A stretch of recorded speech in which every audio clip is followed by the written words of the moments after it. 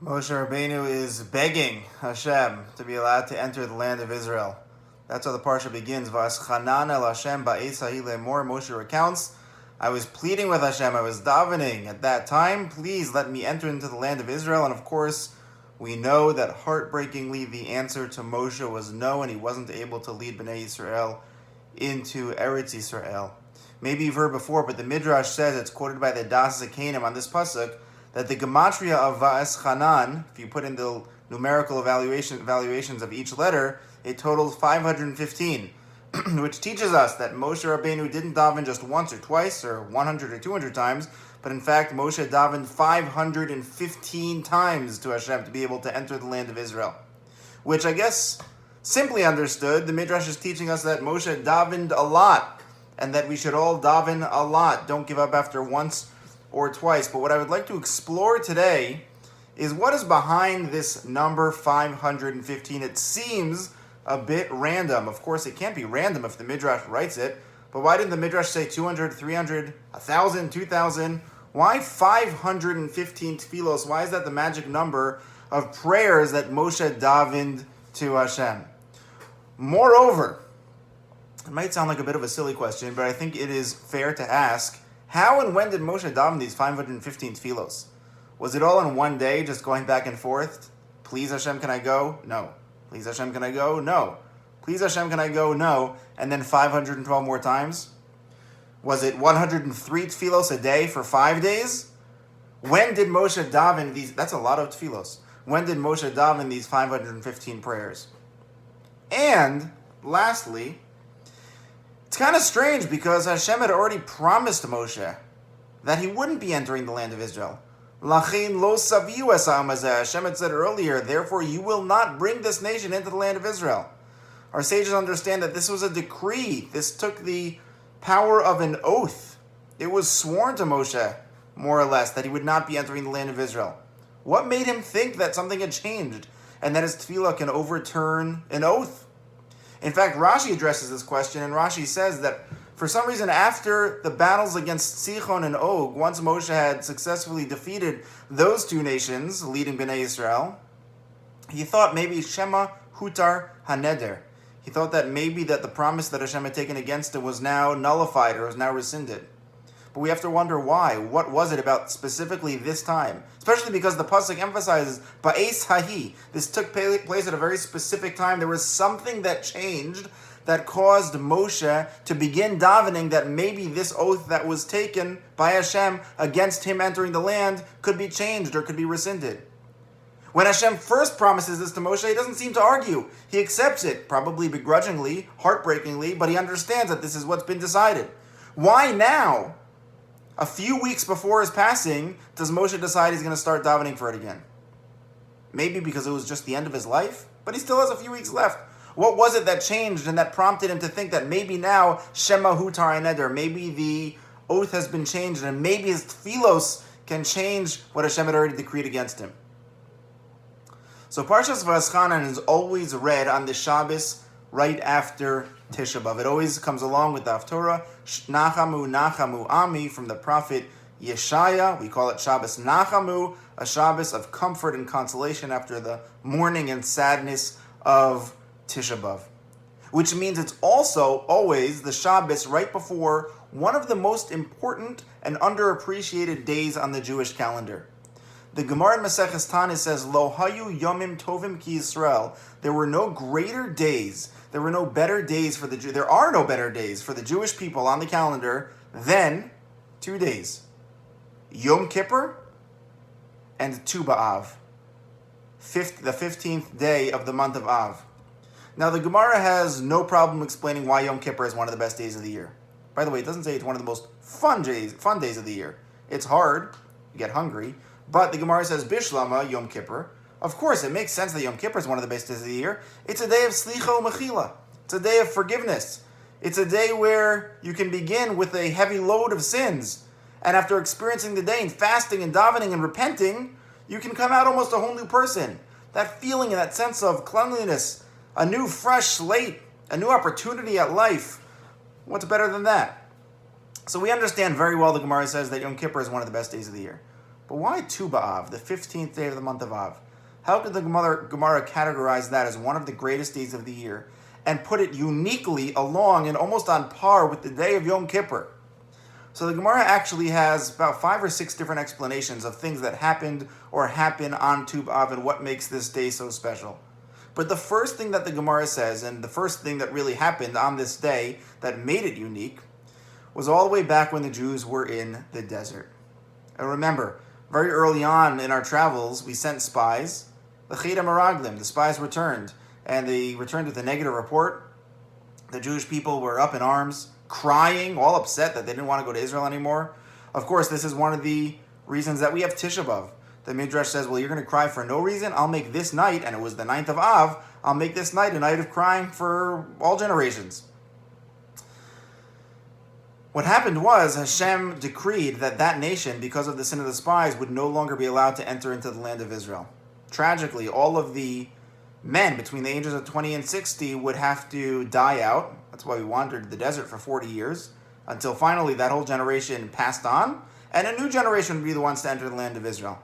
And the Gemara explains, pardon the imagery, but very graphically, that what happened was every Tisha B'Av, since that was the night when the punishment would take place, every Tisha B'Av, all of the men of this generation who remained would actually dig their own graves.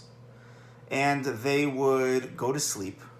Some of us have the custom of sleeping without a pillow or something a little more uncomfortable on Tisha B'Av night. Pales in comparison to what these men had to go through. They went to sleep in their own grave, knowing that a certain percentage, I would guess approximately 1/38, because this took place over 38 years, 1/38 of them wouldn't wake up, and they would die in their graves. The rest would wake up, be granted another year of life, and have to go through the same procedure a year later. This happened every single year until the 40th year of our travels through the desert. What happened is the remaining bunch dug their graves, went to sleep, expecting this is it. This is the year. We won't wake up tomorrow. And surprisingly, all of them did. At first they figured, the Gemara says, that they must have miscalculated the days. Back in the day they didn't have a calendar. They were determining the months based on the moon. It must have been the 8th of Av. We'll do it again tonight. And surprisingly, they all woke up again. Maybe we miscalculated by 2 days, they figured, and they did it again and again, a couple more times, until all of a sudden one night they saw the full moon. And they knew we couldn't have messed up the calculations. It's the 15th month of the day of Av. It's smack in the middle of the month. It's Tu B'Av. And they understood that Hashem had granted them a favor, had annulled the decree, and this last batch of people would be allowed to live and enter into the land of Israel. The Rambam in his Perush Mishnayos explains that Tu B'Av in its essence is a day of Koach HaTefillah. It's a day of prayer. Imagine these people, as they traveled through the desert every year, they dug their own graves and they went to sleep because that's what they had to do. That was the instructions. But imagine the tefillah that they had, the begging of Hashem, please let me wake up tomorrow morning. Please don't let me die. And every year, for a certain number of people, the answer was no, I'm sorry. And for this last group of people, after davening, day after day, week after week, year after year for 38 years, Hashem answered them, yes, I will grant you life and you'll be allowed to enter the land of Israel. Tu B'Av is a day which we remember that even if Hashem has decreed something, even if it seems that something is set in stone and unavoidable, even if we may have given up, don't give up. Keep davening. You never know when your tefillah might change things, and Hashem may overturn his decree. When Hashem had promised Moshe that he wouldn't enter the land of Israel, Moshe accepted it. Moshe understood it's a decree from Hashem. What can I do? Moshe, perhaps, had given up. But when Moshe saw what happened on Tu B'Av, when Moshe saw that even after there had been a decree against these people that they would not enter the land of Israel, and after years and years of davening, Hashem overturned the decree, and all of a sudden they wouldn't be allowed to enter the land of Israel, Moshe figured, what about me? Why did I give up? Hashem decreed against me entering the land of Israel? Maybe I can daven more too. And maybe I can also change the Gzeira against me. The Pnei Yoshua explains, and I was first pointed to this resource to this source in a shir from Rav Yisrael Reisman that I heard a bunch of years ago. But I looked up the Pnei Yoshua on Erev Shabbos and wow, unbelievable. Here's what the Pnei Yoshua explains. You know what it means that Moshe davened 515 tefillos? He didn't just stand there saying please over and over again 515 times. What it means is that Moshe Rabbeinu, like any good Jewish man, davened 3 times a day. He davened Shacharis and Mincha and Mariv.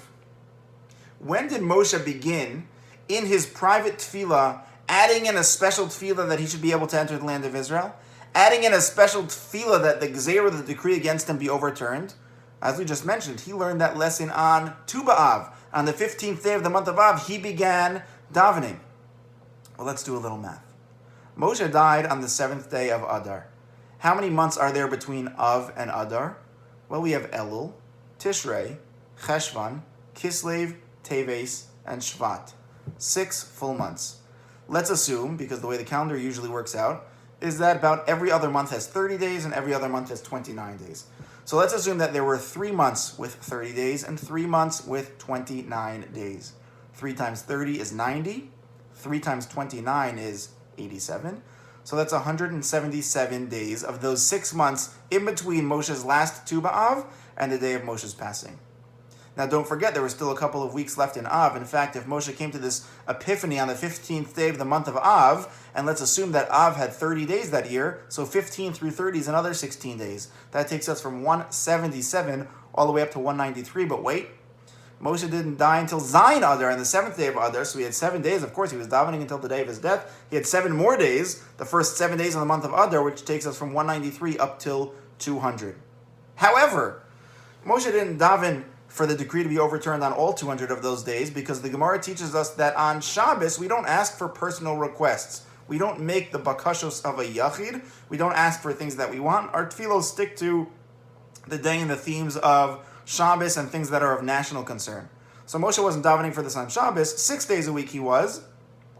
How many Shabbos are there in 200 days? Well, 200 divided by 7 is 28, approximately 28 point something. Let's round it to 28, which means that there were 172 days of Moshe davening Shacharis, Mincha, and Mariv that he should be able to enter the land of Israel. 172 times 3 equals 516. The Pnei Yeshua is not even satisfied with that, because the Medrash said there were 515, but he explains and he darshans, without going into all the details of the psukim, that it wasn't until Tu B'Av morning that Moshe came to this realization and began davening that he should be able to enter the land of Israel. His Mariv on Tu B'Av was just a regular Mariv, where he'd already given up hope of entering the land of Israel. It was Shacharis on the morning of the 15th of Av that Moshe began renewing his tefillos and his hopes of overturning this decree. And from the morning of Moshe's final Tu B'Av until the Mincha when he died, the Gemara says that Moshe died during the time of Mincha. He had already davened Mincha earlier that day, apparently. There were 515 tefillos, 515 Shemona Esreis that Moshe davened, begging, pleading, asking Hashem, requesting that he should be able to enter the land of Israel. The Pnei Yoshua says these weren't special Tehillim rallies, these weren't special tefillos that Moshe just threw at Hashem many in one day. This was his regular Shacharis, Mincha, and Marv that we all daven every single day 3 times, and Moshe was inserting a special tefillah that he be allowed to enter into the land of Israel. In fact, the Pnei Yoshua adds, and this was unbelievable when I saw this, that there's a midrash, sorry, I'm pulling it up on my computer, there's a midrash on the pasuk, Vaeschanan el Hashem ba'isa lemor, where the midrash says that, Lashon Midrash Rabbah Parshas Vaeschanan, the expression of the Midrash Rabbah on this pasuk, halacha. The Medrash says there's a halacha, there's a law. Kama tfilos mispalal adam b'chol yom. How many tfilos, how many prayers should a person daven every day? Kach shanu chachamim. This is what our sages teach. Gimel tfilos mispalal. A person should daven 3 times a day. Shacharis, Mincha, and Mariv. It's a very funny Medrash, because what reference does our pasuk have to davening 3 times a day? Moshe says, I davened to Hashem. It doesn't say anything about how many times a day he davened. Plus, the whole idea of davening 3 times a day only came much, much later. The Rambam teaches us at the beginning of the laws of Tefillah that in the original institution, the original mitzvah of Tefillah was to daven minimally 1 time a day. That was only later in the men of the Great Assembly, the Anshe Knesset Agdola, who decided that we should daven 3 times a day, Shacharis, Mincha, and Mariv. What did Moshe know from that? Well, apparently what the Midrash understands, the Pnei Yoshua explains, is that if Moshe said Vaeschanan, referring to his 515 tefillos, and he began davening on Tu B'Av when he had this epiphany that maybe I could overturn the Gezerah that was against me, we see from here, simple math, that Moshe was davening 3 times a day. And even if it wasn't formally instituted until many years and many generations later by the Anshe Knesset HaGedolah, Moshe Rabbeinu already understood the importance of davening every morning and every afternoon and every evening, Shacharis, Mincha, and Mariv, begging Hashem that the decree be overturned. Now, of course, the end of the story isn't so happy. Heartbreakingly, Moshe is still answered no. He was inspired by the men of his generation who were able to overturn their decree and survived that final Tisha B'Av and celebrated Tu B'Av and entered the land of Israel. Moshe didn't receive the same response. But the lesson that we learn from both that generation and from Moshe Rabbeinu specifically is that we never give up. The message of Tu B'Av is even if there's something in your life that seems like it's determined and it's done, don't stop davening for it. We all have things in our lives that we've consciously or maybe subconsciously given up on. A particular relationship, a situation of health, someone's parnasa, our children, our parents, whatever the case might be. And we just say, it is what it is. Maybe we davened for it at one point, maybe we davened for it for a while, and then perhaps, unfortunately, we stopped. Tu B'Av reminds us, never stop. Let's all pick something. This Tu B'Av is Tuesday night, Wednesday morning, one of the greatest days of the year. By the way, it makes a lot more sense now. Yom Kippur is a day of Slicha Mechila, where we can wipe our slates clean. Tu B'Av is a day where we can pick something, we can find something that's decreed against us, and we can start davening for it and get rid of it too. It's almost like a parallel to Yom Kippur. It's a complement to Yom Kippur. Think about something in your own life that you might have given up for and stopped davening for. In this Tu B'Av, start davening for it again. 3 times a day. Shacharis, Mincha, and Mariv. It may take days, weeks, months, and years. And guess what? I can't even promise you that you'll ever get the answer that we want. Even Moshe Rabbeinu, the final answer was no. What I can promise is that we should never give up and that it's always possible to overturn a gezerah or a decree against us. And the lesson that we learn from Moshe Rabbeinu is never give up. Until his final mincha of his life, he understood that tefillah is still worthwhile and there is always a chance. This Tu B'Av, let's start davening again. Never give up. Shavua Tov.